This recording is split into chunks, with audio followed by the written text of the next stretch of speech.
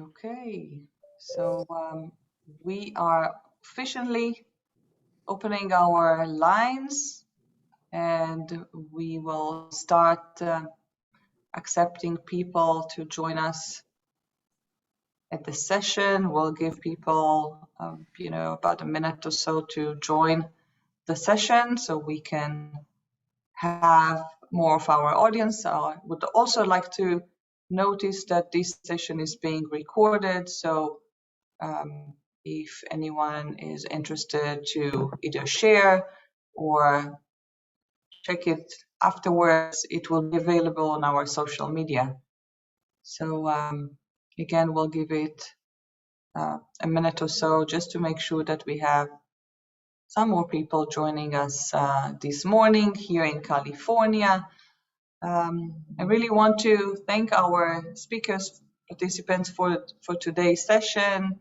Thank you, Shlomi Kaufman, for being with us. Really appreciating your time. Shlomi Kaufman, Consul General of Israel to the Pacific Northwest. Hi, Shlomi, good morning.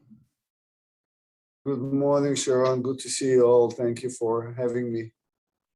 Great. I would also like to thank Maya Vadi Shoshani. She's the Director for Business Development by the Bird Foundation here in the West Coast. Hi, Maya. Hi, good morning, everyone. Good evening in Israel. Fantastic. We also have with us two representatives of companies from here, from the West Coast, that participated in the process and also won some of the Bird Foundation grants. Thank you, David, for being with us. Thank you. It's great to be here. Good morning, good evening. And we also have Naya with us. Thank you, Naya, for joining us this morning. Thank you, Sharon. Thank you for everyone who's listening. Okay, fantastic. So before we are going to dive into our session of discussion today, I would like to mention some house cleaning for this session. We are recording it. It will be available later on our social media.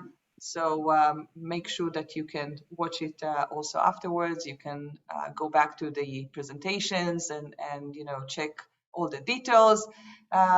We are expecting your questions, so don't be shy. Please join us with a Q&A. We have a chat box. You can type your questions over there, and we will make sure to answer them at the end of the presentations. There's a lot of information going to be presented to you today, so make sure you're taking notes for this session. So for those who don't know me, my name is Sharon Vanek. I'm the Executive Director of the California-Israel Chamber of Commerce. We are a non-profit organization, been around since the 90s, and really our mission is to provide opportunities for different industry stakeholders to meet their counterpart. As part of our activities, we also have educational programs. We have networking events, beach events, and we are very proud in our collaboration with the government of Israel, working with the consulate closely. We are also very happy to collaborate for many years with the Bird Foundation, and shouldn't forget also, of course, working with the community of innovators, startups, investors, and so on and so forth. So with no further ado, I'd like to start by introducing again Shlomi Kaufman, Consul General of Israel to the Pacific Northwest, to tell us a little bit about their support of the community. Shlomi. Sharon, thank you so much. Good morning here on the West Coast. Good evening in Israel. Thank you for this fantastic opportunity in collaboration with the CACC and the Bird Foundation. You both, Sharon, you in CACC, and Maya with Bird Foundation, you exactly are the partners, perfect partners we need to work with, and we have here on the ground that can collaborate and bring companies and bring more cooperation between Israel and California, and Israel and the United States. Both industries, whether in tech or in energy or in any other field, have so much to offer to each other. So the more forums we have to bring companies together to find opportunities like the one that we're going to hear later here today, is the perfect is a goal that serves everyone. It's a win-win situation. We are the council that cover the Pacific Northwest, meaning from pretty much here all the way to Alaska and Idaho and Montana, and in charge of representing Israel, building, telling Israel stories, making sure that Israeli companies and companies from that region have an access to markets and to various opportunities. We're working with the governments, with state governments, working with the community on the ground, and really trying to promote the relationship and the connections between Israel and California, and Israel in this region, and naturally here in California, we work with the CICC. The achievements and the numbers of collaboration are enormous and very impressive. Just in the past 17 years, just in California, companies invested $22 billion in Israeli companies. There are over 100 Israeli companies placed here, and there are so many companies from California present in Israel. But there is more to do, and we're here to listen what are the opportunities that Bird Foundation and the Bird Energy Call for Proposal is going to bring. I want to thank you for being here, for taking the time. And Sharon and Maya and David and Ayas, thank you so much for being with us, and thank you for what you're doing. So let's enjoy the session and listen to you. Thank you. Thank you, Shlomi, for that introduction. And I would like to quickly move to Maya, who is going to give us some background information about the Bird Foundation for those of you who are not familiar with their work, with some highlights on, of course, Bird Energy, and all the details that you need to know about the current call for companies. What is the focus? What kind of companies can submit their proposal? And of course, not less important, how all of us can help you. Maya, the floor is yours. Thank you, Sharon. It's a pleasure to be here. It's the time of year again to talk about Bird Energy. Before that, my name is Maya Vardi-Shoshani. I am the West Coast Director for the Bird Foundation. And I'd like to share my presentation. Can you see that? Yes, we can. Perfect. So for those of you who are not familiar of Bird, I will give a brief overview of the Bird Foundation, and then I'll dive into Bird Energy. So I'm based in California. I'm located in the Silicon Valley, but I'm responsible for the entire West Coast.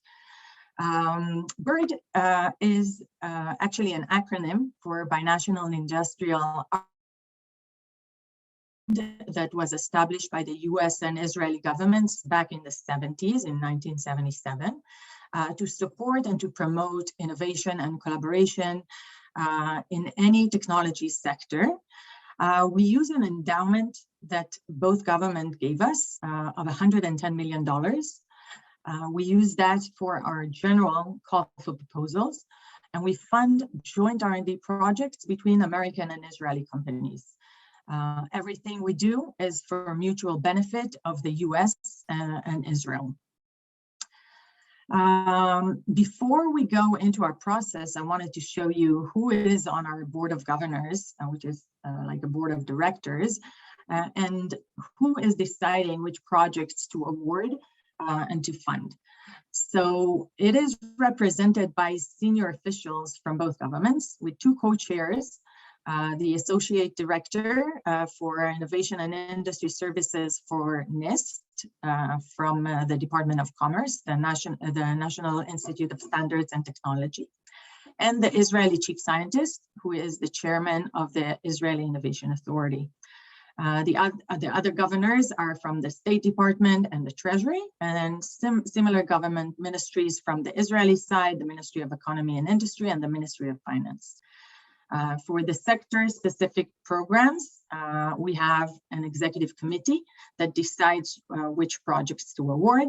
And for the bird energy program, which we will discuss today, the stakeholders are the DOE, the Department of Energy, the Israeli Ministry of Energy, and the Israeli Innovation Authority. So a big part of what we do is try to help you find strategic partners. So we are kind of like matchmakers, and we facilitate introductions. So if you're listening in today and you are not already working with an Israeli partner, or if you're an Israeli company and you don't have an American partner, reach out to us. We help introduce companies to each other.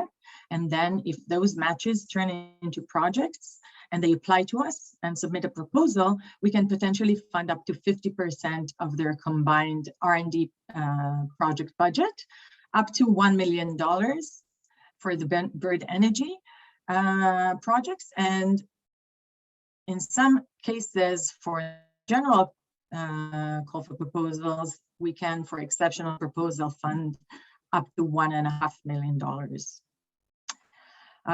So as I said, we don't fund companies, we fund projects, and we provide non-dilutive matching funds to American and Israeli partners. We don't take any equity or IP rights, and we fund 50% of the R&D budgets of both partners. It is divided between the two partners according to the work share. Each partner should do a significant part of the work, of the tasks and innovation, and we can allow up to 30%, 70% to one of the partners. And both of them will receive a relative match from BIRD to cover 50% of the R&D expenses. In the development part of the project, we look at it at the D in the broadest sense possible.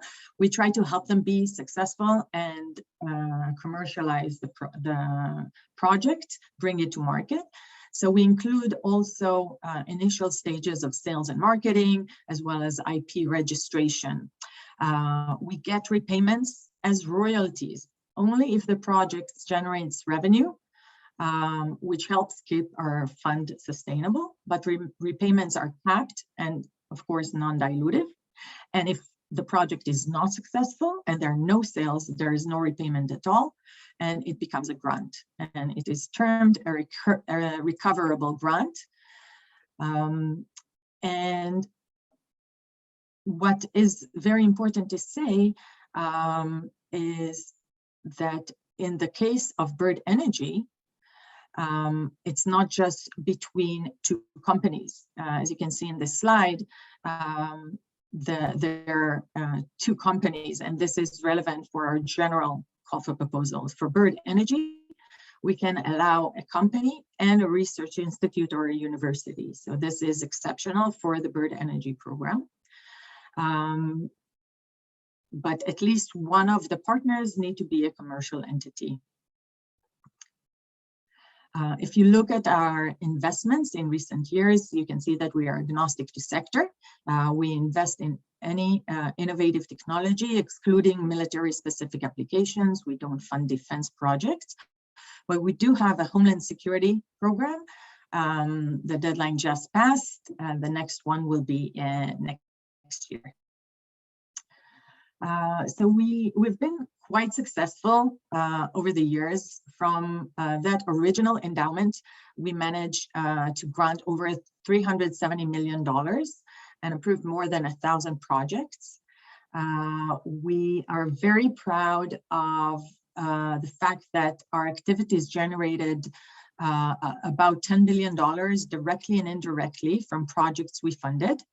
And what does that $10 billion mean? That there are other metrics that we look at just than sales and repayments. We look at the national level benefits, at the job created, capital raised, merger and acquisitions, export, Israeli companies setting up operations in the US, and US companies opening offices and R&D centers in Israel. So there is a big impact for activity of the fund. We issue a general call for proposals from that original endowment twice a year, every March and September. You can see here the dates of the current call for proposals. The decisions will be coming up next month in June. And if companies are interested in applying there, the next cycle will be at the beginning of September, and the dates will be published on our website soon. In this call, we invite partners, 2 companies, one from US and one from Israel, to submit proposals for the development of innovative technologies and an open list of topics that includes also clean tech and environment, and water technologies. And there's a list of technologies mentioned in the call. Companies, of course, are invited to submit proposals here. The project should demonstrate significant commercial potential, and we call companies to reach out to us if they're interested. Today, I'm here to talk about the upcoming call for proposals for the Bird Energy program. So this is the most important slide. Bird Energy is a sector-specific program that was launched in 2009 through the Energy Independence and Security Act of 2007, and has funded until now 60 cooperative Israel-US clean energy projects for a total government investment of approximately $47.5 million, and approximately $62 million in fund matched by private sector. This program is the implementation of a cooperation agreement between the US Department of Energy, the Israeli Ministry of Energy, joined with the Israeli Innovation Authority, and it is managed by the Bird Foundation. We are looking for development, research and development in sectors that benefit and interest both the United States and Israel, with a focus on commercializing sustainable energy technologies that improve economic competitiveness, create jobs, and increase energy securities. We follow the same rules and procedures of Bird, the general call for proposals. And the topics include renewable energy, energy efficiency, natural gas, energy, water technologies. This cycle, we added innovation that scales up carbon-free technologies and reduces carbon emissions, and innovation in natural gas and other associated technologies that reduces climate impact. If you are not sure about eligibility, I recommend that you talk to us, reach out to us, and we will try to find out, answer your questions. And if we're not sure, we will reach out to the stakeholders and ask if this is something that can be funded through Bird Energy. And if not, you can always submit to the general call for proposals. Over the last 7 years, 4 Bird Energy projects have reached commercialization stage, including a self-powered wireless sensor for monitoring energy use in buildings, a new enzyme to produce biodiesel, a utility-scale solar concentrated photovoltaic system that employs a new active cooling module, and a new system to facilitate wind speed and power output forecasting for wind generation. These are just some examples of projects that we have funded.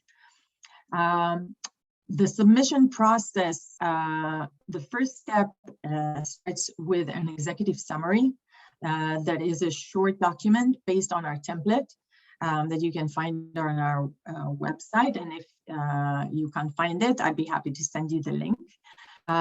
We highly recommend for companies to share the draft before the deadline, because we can provide feedback on the document itself. and provide support. A few days after the submission of the executive summaries, we return to companies with a go, no go recommendation. We advise companies if we recommend to submit the full proposal, or if we don't think they have good chances of winning the grant. We try to bring the success rate in the full proposal stage to about 40%. Sometimes it's a little bit more, 40 to 50. Sometimes, depending on how many applicants we have, it's 30 to 40. But we try to make it worthwhile for companies to sit down and write the full proposal. Then there's a proposal evaluation, and the decisions are made by the executive committee in November. So it's a pretty rapid process for a federally funded program. So the evaluation is done by reviewers from the relevant partners from DOE and the Israeli Ministry of Energy. In the general call for proposals, the reviewers are from NIST and the Israeli Innovation Authority. They look at, it is a competitive process, so they look at the innovation level, and they look for a very high level of innovation. That's the most important criteria. Then they look for a synergy between the companies, that there is good complementary technologies or a challenging but good integration of one technology into the system of the other. And sometimes it can be a pilot project, especially in bird energy. They want to see that the companies can identify that there is a good market opportunity and quantify it. And finally, the partners demonstrate that they have a good commercialization strategy and know how to get to market. Sometimes these are two steps, but they need to show that they have access to market. So why do companies come to us? And in the case of bird energy, also universities and research organizations, obviously because of the funding, it helps support the project and the partnership. We are not a VC, we look for risky projects, and the funding is non-dilutive. We share the risks with a partner, which is crucially, especially with innovative, risky, and challenging projects. And we know that the participation in our process helps in raising funds and in commercialization. The joint commitment to the project and to bird accelerates time to market. Some companies working on a project that didn't have this commitment might decide that they have other priorities. In this case, it helps them get to the finish line. There is also one more very important aspect of participation in bird, and especially bird energy, and that is the validation by the DOE and the Israeli Ministry of Energy, and the stamp of approval of having your project reviewed by professional reviewers and being selected by our board of governors and the executive committees, who also issue a press release after the selection and announce their support and funding the project. So here you can see a press release on the Department of Energy website. And this kind of recognition and PR is a huge benefit that companies and researchers really appreciate and want. So besides the funding, the $1 million per project, there is also this PR. You can see that the DOE mentioned in December 2021 that Bird Energy invested $5.48 million in clean energy projects. This is from the website, and we can see here, pointed in a green arrow, the project from Continuous Solution, from that Naya will be talking about in a few minutes, their project with EVR motors. And this is the press release from 2020. And from 2019, Polaris Energy Services with Netafim. David will talk about this in a minute. So as I said, we have a few options for you to submit. We have the general call for proposals, we have the Homeland Security, and of course this bird energy cycle in June. This is my contact information. Please reach out to me if you have any questions, if you need assistance in finding a partner. I'd be happy to help connect you to my partners. We are a very small organization, so we work closely with partners like Sharon, the CICC, the consulate. If we don't know of a partner, we reach out to them, and all of us together help in finding partners. We have a team in Tel Aviv, and I'd be happy to connect the Israeli listeners to them if you have not talked to them already. I have a colleague in the East Coast, Andrea Iona, who is responsible for the East Coast and the Midwest, and I have a partner in Texas who's responsible for the south of the US, Shiri Freund-Cohen. And I'll let the companies, the really interesting stories come up next. Thank you. Thank you, Maya, for that really deep introduction of the Bird Foundation and the entire call for companies.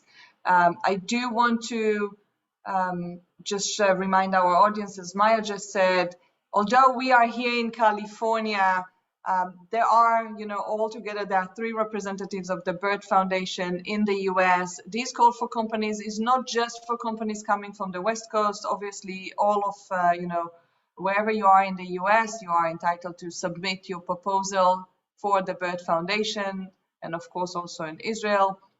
Also, as Maya mentioned, it doesn't matter if this is a smaller, a company which is more on the smaller side of the scale, or a big corporate. All of you are welcome to try and submit your proposals. And again, Maya and her team, whether in Israel or here in the US, and of course the different consulates around the US, the Israeli consulate, we are all here to support you. So if you have any questions, don't fear to ask us. I also want to remind our audience, as I see more people joined after my opening remarks, we do have the chat box. Please use it for your questions, and we will be very happy to answer any of your questions during this session. This is really for you to ask those. All right.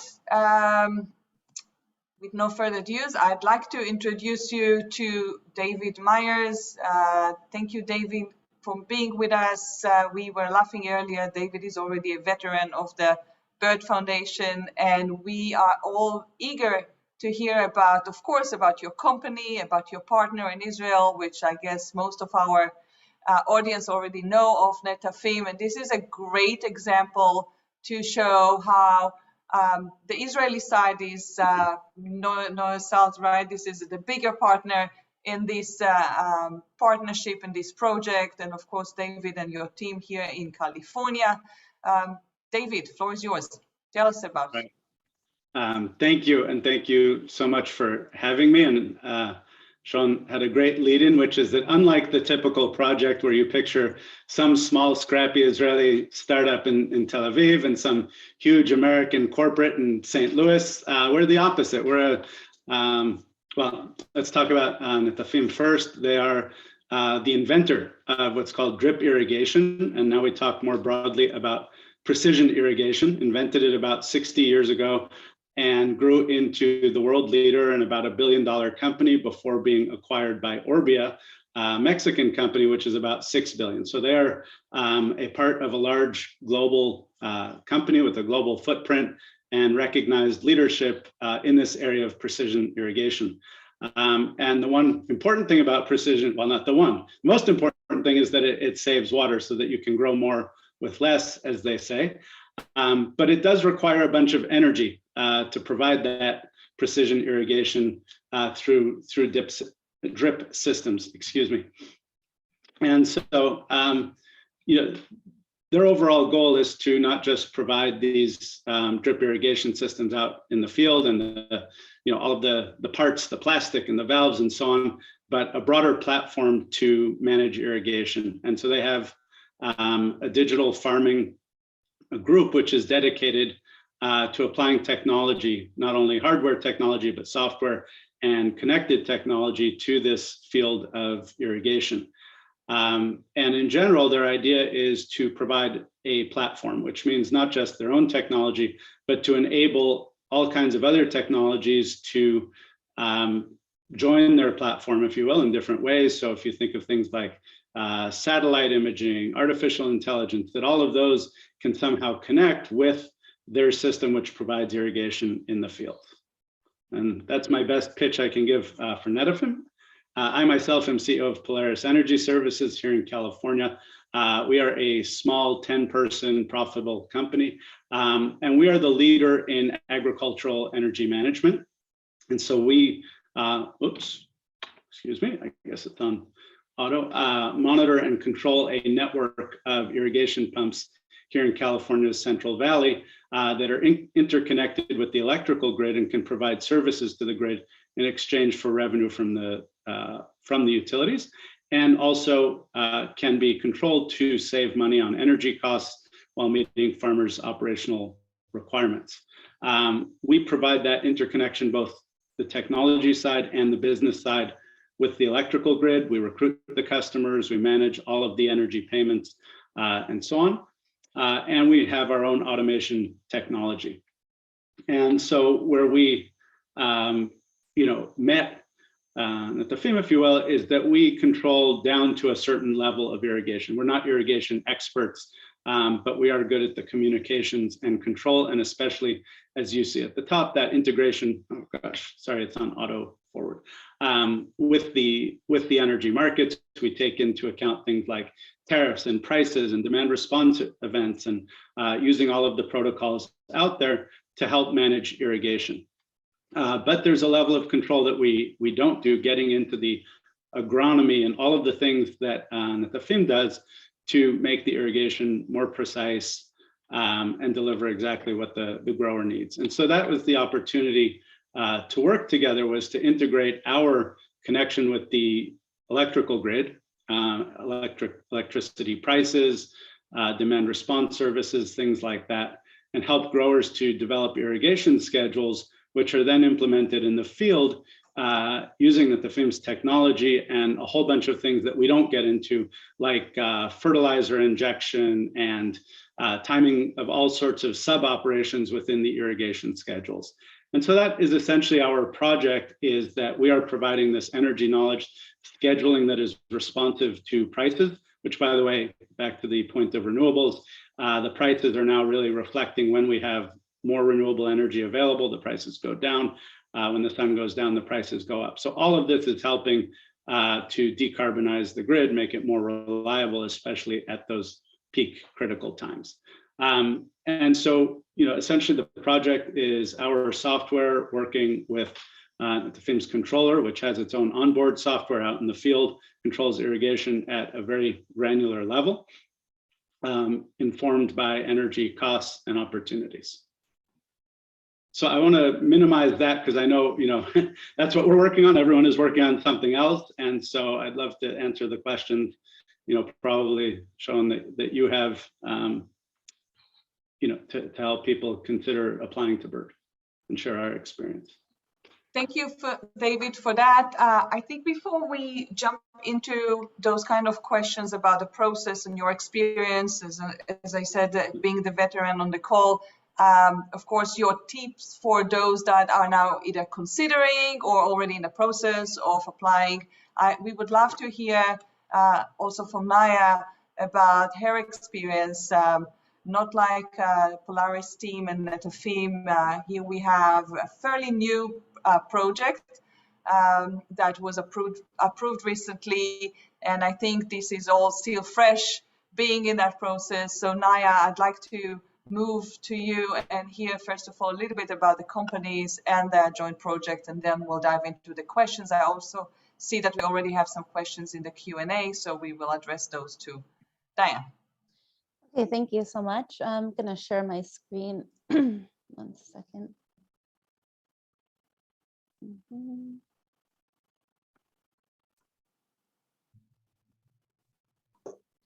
All right. Yeah, so we teamed up with EVR. Can you see this? Yes, we okay. can. Can you please put it on presentation mode? Yes, thank you. Yes. Appreciate it. Yeah, so EVR and Continuous Solutions has a quite a bit of a history together, very loose history, but back in 2014, I traveled to Israel, and that was when I was first starting my company, Continuous Solutions. I decided to look around at the Israeli landscape in technology and discovered EVR was also starting their company, or had been for a couple of years. And they were in the same area, so electric motors, and trying to make it more efficient, cost effective, as well as power dense. And so we stayed in touch here and there, but then just last year, I was prompted to apply to the Bird Foundation by a colleague of mine that had also won an award in energy. And I was thinking about it, and I said, who do I know in Israel? So I chose EVR, wrote them an email asking them if they had heard about Bird Foundation, and asked to maybe have a meeting and talk about how we could work together. So what is Continuous Solutions? We are an electric motor, drives, and also testing facility for efficiency in covering land, sea, and aerospace applications for electric motors. We primarily work with the military in developing R&D projects and trying to get them to commercialization. And anyone who is a business owner knows that getting from R&D to commercialization is a huge feat. So discovering the Bird Foundation was really helpful in getting non-dilutive funding to promote our research and development and what we've already accomplished. So what we have done is taken a series of concepts all the way from simulation, design, build, and testing.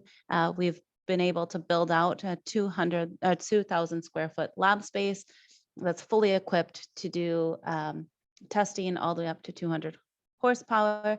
And here are some other little bullet points of what our lab can do, but that's not so interesting. What's interesting is the fact that we were able to partner with EVR through the Bird Foundation to further each other's research and development.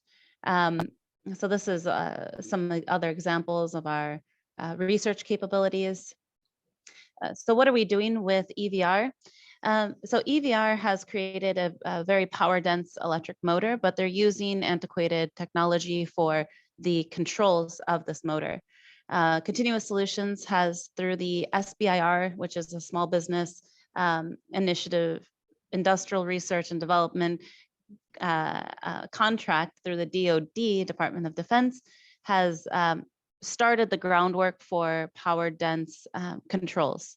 And we are exploring gallium nitride as the basis for the inverter, which provides a very small and condensed and integrated controller for the motor. So the innovation is the integration of this controller with EVR's power dense electric motor. And so our project is to integrate these two and to get it to market as soon as possible. The cooperation is that we are working together to develop a final product. EVR is going to own the intellectual property on the electric motor technology. Continuous Solutions will own the intellectual property on the inverter technology. And we did this very, consciously, is that we want to make sure that EVR is controlling the production of the motor side, and CS, or Continuous Solutions, is the production on the inverter side. And the integration of the two products are going to be done with the EVR team, since we're tailoring it to their motor. EVR is a little bit further down the pathway of commercialization than continuous solutions. So they already have a team of people who are bringing their product to market, which is an excellent situation for continuous solutions because it reduces the amount of steps that we need to take as a company if we already have a partnership with EVR in going towards commercialization. That's an advantage for our team. And yeah, so both of us are promoting this technology. We're also going to be doing marketing and sales. EVR is leading it with their partnership with an Indian company and to implement this technology in two-wheeled and three-wheeled vehicles. So before we started even thinking about the project, we both gave each other presentations on our capabilities to making sure that it's a good fit. So we started the process last April in engagement of discussions. They presented to us, we presented to them, and then we said, you know what, let's just try to put the executive summary together for the June deadline, but let's think about what it's going to look like, 2 years from now, our engagement. And so we came up with a project Gantt chart on how we could engage, being at different time zones, in different continents, how we can bring our team together. And so working from a skeleton Gantt chart, we could fill in the gaps of our project. And so this is an example, right? We have the CS effort, we have the EVR efforts that's delineated in this Gantt chart, and then the combined effort together.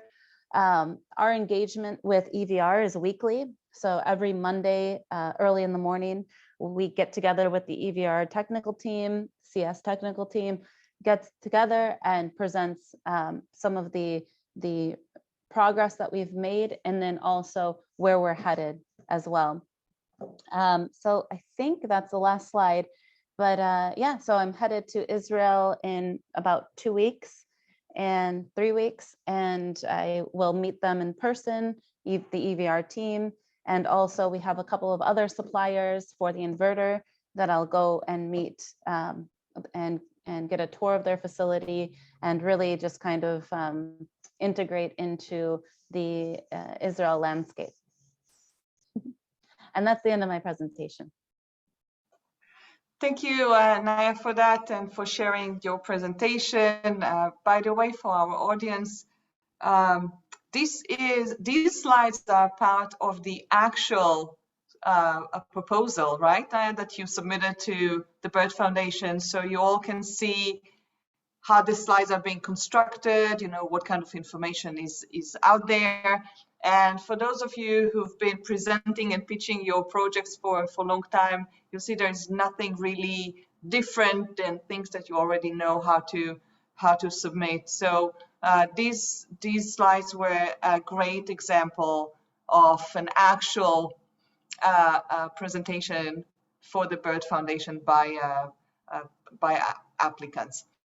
All right, thank you so much, David and Naya, for sharing that kind of information. Naya, you just answered my question about how did you find your partner. David, I wanted to ask you, obviously Netafim's name is the world. How did you decide to approach, such a big company, and what were your thoughts and hopes by that? And did anyone help you approaching the right person within Netafim and pitch this kind of collaboration? Sure, thanks. So as you said, Netafim is well known here in California. If you drive down to the Central Valley, they have a billboard, which is kind of striking if you come from Israel and see a homegrown company with a billboard in Los Banos or someplace like that. So the company was well known. We did approach them through Israeli contacts and actually did one project together before Bird. But what Bird really helped us to do was to galvanize around a shared roadmap and a shared vision of what we could do together, because a single project ends and you don't necessarily have a follow-up, even though we, especially as the smaller company, would really like that. So we made the initial contact, but getting into the funnel, if you will, of Bird really helped to provide a framework for what we were going to do together. Information sharing in order to develop the proposal helps you to learn a lot. And so, in all of that case, it was either, the Bird people, specifically me, meeting with Maya and Eitan, but also just the process itself, the things that you need to do help you to answer a lot of questions with your partner to figure out what that partnership looks like. Thank you for that. And I have another question, since you mentioned the fact that you are smaller, the smaller partner in this partnership. Obviously, the money is very important. Winning the grant is important. It channel funds to do the actual R&D. What else did you gain from this kind of experience and collaboration? Is it just the money? No, and looking back, as we said, now I'm a veteran. I'm a reservist in Bird, but I would say that the money is actually the least important part of it. You end up putting a lot of effort in, and if you put dollars per hour, you're going to invest one way or another that much money. It really is the structuring of the partnership, putting a framework around time and around scope. I'm not a chemist, but if you think about it, you have two companies, you have to have a chemical reaction. Bird is a catalyst. It's not one of the chemicals in the reaction, but it's a catalyst that can make that reaction happen. And if you don't have that chemistry, it won't work with the money. But to your point about a big company with a lot of priorities, without this, there would not have been a deadline. And so all of the work that we did to explore this product, even if we had gone forward, there's nothing that would have said it had to be in on August 15th. And so that could have gone on and on because there are other priorities. So having the deadline, some of the Bird Foundation and all the partners also invest a lot in PR around those projects and the companies that actually win the different grants. So I guess that also there is the PR, the branding that the participants also gain out of it. Another last question for you, if I may, David, is if you were to start again, and I guess the people that are now online with us, the listeners, our audience, it's probably for some of them maybe the first time they hear about the Bird Foundation, maybe they heard about it before and they would like to get some more information. What would be your advice to them? Well, the first thing I'd say, Maya made a point that she's available to speak, as are her partners. I have done a lot of other grant proposals where you can't speak with anybody. It's a very restricted process because they're afraid of giving anybody information that might help them succeed. And so even if you have a simple question, you can't get it answered. Here, it's kind of the opposite. I think they give you can say the reason, but provide information to help you succeed. And I assume that's provided to anybody who comes to them. But that way, if the project doesn't look like it has a good chance of success, you're going to get some feedback, or if there's a missing piece or what you should do within the process. So I think having that conversation early with the representatives, even before the executive summary, you can get some sense of where this fits into the Bird world. The other thing I would say is if you have some reasonable confidence in the project, of course, everyone wants to win. I didn't know it was, I think that keeping it to 40% is considerate of the companies so that, you're not spending time that you don't have a decent chance of winning. But even the process itself has value. Again, if there's a valuable partnership that's worth doing Bird, it's probably worth doing without Bird. And if we had everything that we did to prepare the application and then didn't win, I would like to think that we would have gone forward anyway, because we'd already established, here's the commercial opportunity, here are the technical gaps that each has. And so at that point, okay, so you need to go find a little bit of money, that's fine, but you've done a lot of work to establish that business opportunity one way or the other. So if you think there's a good opportunity, I would advise going through that process because it will be valuable, either to disqualify an opportunity to say, yeah, this is someone we want to work with, And if we get bird, that's the best. But if not, we're going to keep going together anyway. Perfect. Thank you for that, David. And I'd like to ask Naya now a question.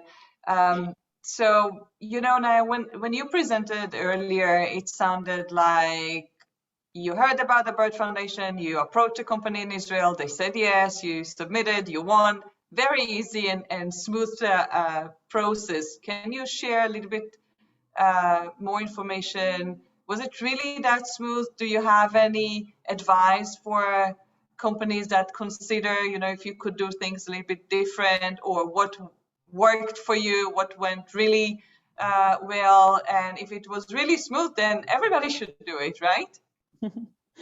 Yeah, well, it was a lot of work. It was a lot of work setting up the meetings.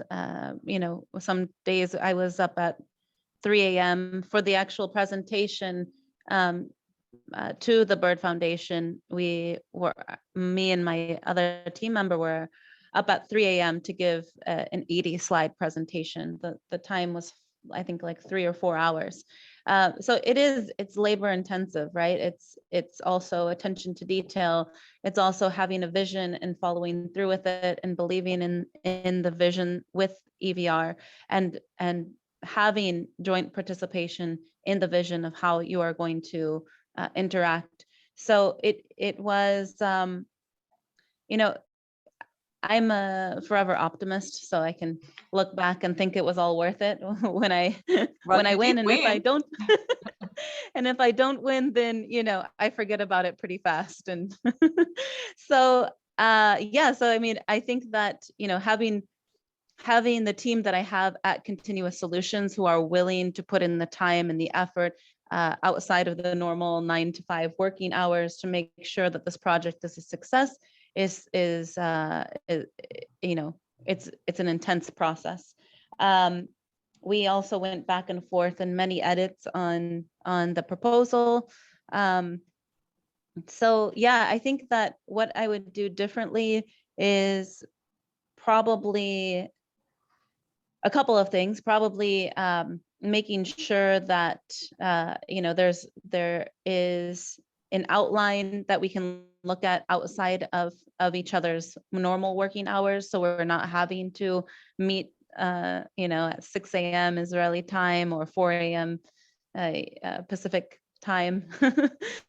Maybe work with our schedules a little bit easier. But again, you need to build trust with the company that you're partnering with. And in order to build the rapport and the trust, I believe that face-to-face interaction is the best. And what we have right now is Skype. So that was important for me in terms of getting FaceTime with the partners.